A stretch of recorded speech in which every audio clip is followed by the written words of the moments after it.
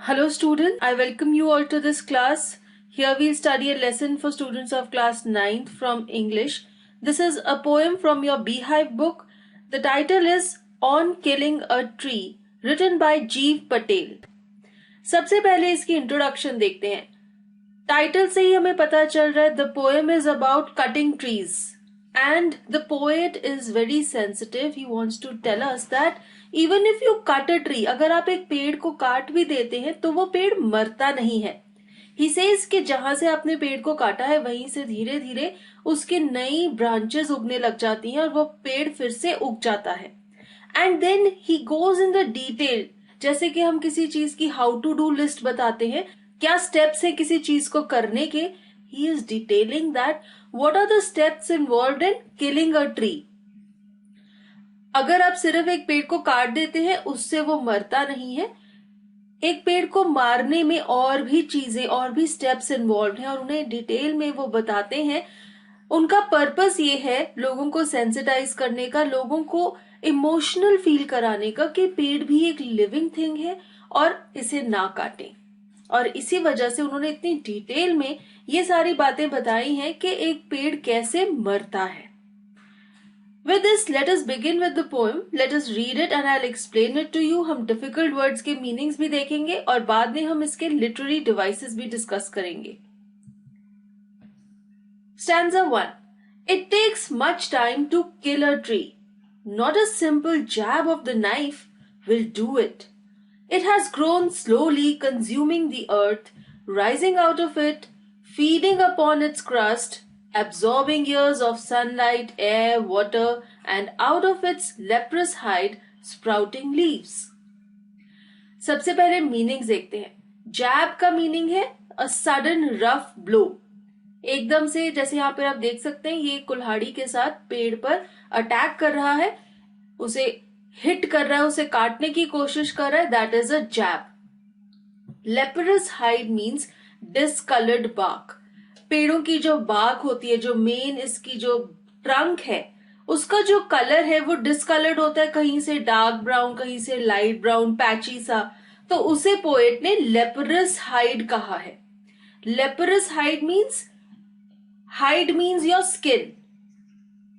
And leprous means suffering from leprosy. Leprosy जो disease होता है जिसमें आपकी स्किन की जो कलर है वो डिसकलर होके पैची पैची हो जाता है, अलग अलग कलर्स के पैचेस बन जाते हैं स्किन पे.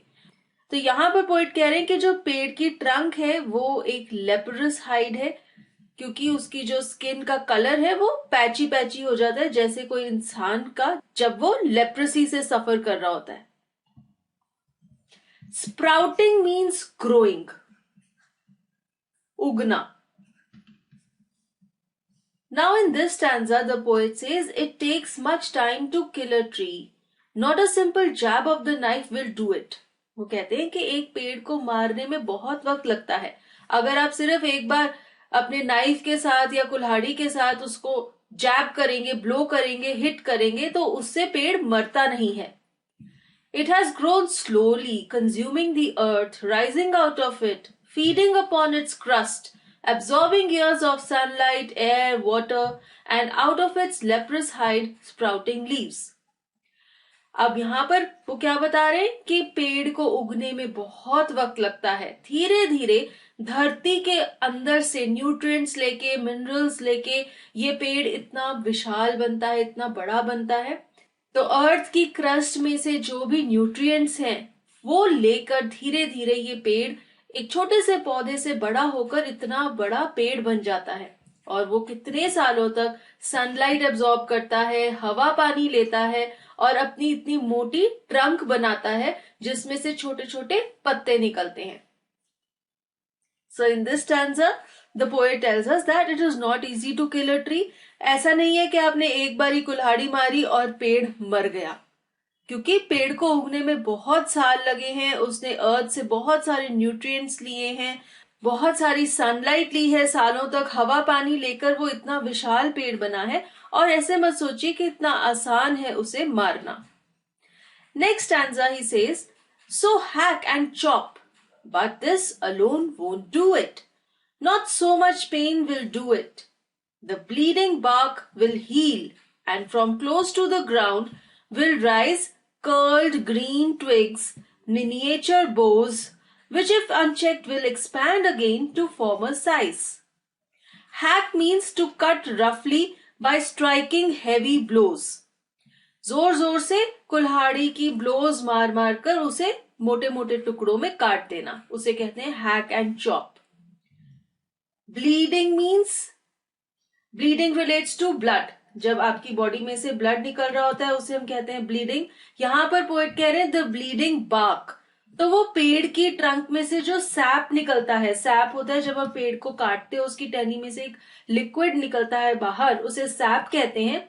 और पोएट उसे ब्लड के साथ कंपेयर कर रहे हैं और पेड़ को काटने को वो इंसान के मारने से कंपेयर कर रहे हैं. जैसे आप इंसान को मारते हैं तो उसकी बॉडी में से ब्लड निकलता है, ब्लीडिंग होती है.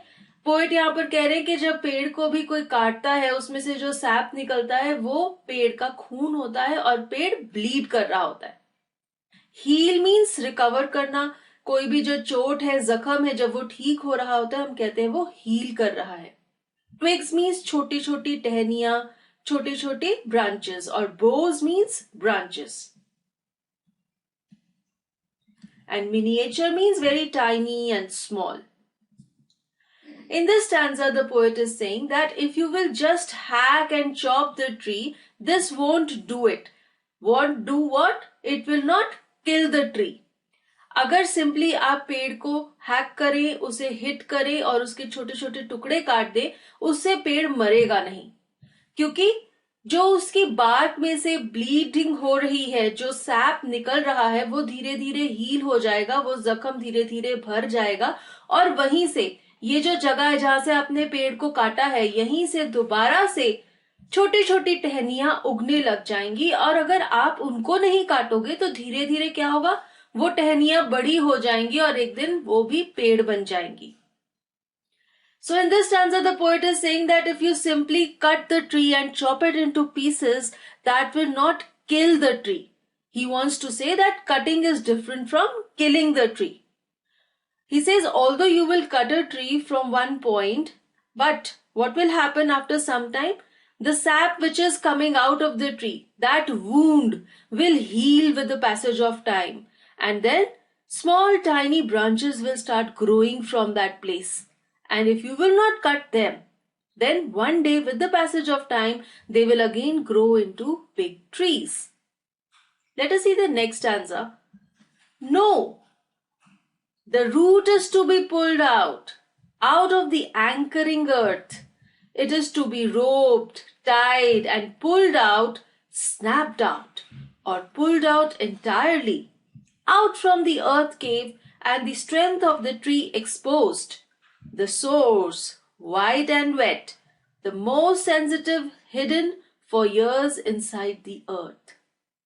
Now, anchoring earth means the trees are held securely with the help of the roots in the earth. यहाँ पर पोएट कह रहे कि जो अर्थ है वो एक एंकर का काम करती है. एंकर मीन्स समथिंग जो पकड़ के रखता है आपको टाइटली. वो ये कह रहे हैं कि पेड़ की जो जड़ें हैं जो कि अर्थ के अंदर घुसी हुई हैं, उनकी मदद से पेड़ खड़ा रहता है और वो एक एंकर का काम करती हैं. Snapped out means chopped out. पकड़ के जड़ से उखाड़ देना. Now in this stanza the poet is saying what really has to be done to kill the tree. पिछले दो स्टैंजाज में उन्होंने ये बताया कि अगर आप पेड़ को चॉप कर देंगे उससे पेड़ मरेगा नहीं. And in this stanza he is elaborating what are the actions that need to be done to kill the tree. He says the root is to be pulled out. धरती के अंदर जो पेड़ की जड़ें हैं, जिन्होंने पेड़ को मजबूती से धरती के साथ बांध के रखा हुआ है एक एंकर की तरह, उन्हें बाहर निकालना पड़ेगा. तो अगर आप पेड़ को मारना चाहते हैं तो आपको इस पेड़ को अपरूट करना पड़ेगा, उसे जड़ से उखाड़ना पड़ेगा. And then further he says it is to be roped, tied and pulled out. रस्सियों से बांध के आपको इसकी जड़ों को बाहर निकालना पड़ेगा, पूरा का पूरा. आउट फ्रॉम द अर्थ केव. अर्थ के अंदर जो कैविटी बन गई है, एक खाई बन गई है जिसके अंदर पेड़ की जड़ें अच्छे से फिक्स हुई हैं, वहां से आपको इन्हें बाहर निकालना पड़ेगा. and the strength of the tree exposed, the source, wide and wet, the most sensitive, hidden for years inside the earth. वो कह रहे हैं ये जो रूट्स हैं पेड़ की, ये जो जड़ें हैं, ये सफेद रंग की होती हैं और गीली गीली होती हैं। ये पेड़ का सबसे ज्यादा सेंसिटिव हिस्सा है। ये बहुत सालों तक हमसे छुपा हुआ है क्योंकि ये धरती के अंदर होता है, हमें दिखती नहीं है ये जड़ें। लेकिन ये जो जड़ें हैं, ये जो रूट्स हैं, ये इस पेड़ का सबसे ज्यादा सेंसिटिव हिस्सा है। और जब आप इस पेड़ की जड़ों को बाहर निकालेंगे तभी पेड़ मरेगा। Now we see the next answer. Then the matter of scorching and choking in sun and air, browning, hardening, twisting, withering, and then it is done. Scorching and choking refers to the dying up of the tree after being uprooted. अब यहाँ पर poet ये बता रहे हैं कि जब आप पेड़ को अपरूट कर देंगे उसके बाद क्या होगा? पेड़ धीरे धीरे सूखने लग जाएगा। जब वो अर्थ से डिटैच हो जाएगा, जब उसे न्यूट्रिएंट्स मिलने बंद हो जाएंगे, तब क्या होगा? तब उसका जो डाइंग प्रोसेस है वो स्टार्ट होगा। धीरे धीरे पेड़ सूखने लग जाएगा।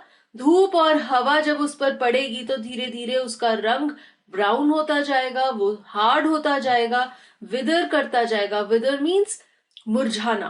पेड़ फाइनली मरेगा। वो कह रहे हैं कि जब उसे अपरूट कर दिया जाएगा, आफ्टर दैट धीरे धीरे वो सूखने लग जाएगा। धूप और हवा की वजह से उसकी स्किन हार्ड होती जाएगी, मुरझाती जाएगी और फिर फाइनली एक दिन पेड़ फाइनली कंप्लीटली मर जाएगा। So this is the poem on killing a tree. It is a very sensitive poem. Through this poem, the poet wants to tell the readers that please do not kill trees. Do not uproot trees, because he wants to say that they are living things, they are very sensitive, इनमें भी जान होती है। और वो ये सब बातें बोलकर हमें इमोशनल फील कराना चाहते हैं ताकि हम पेड़ों को मारना बंद करें।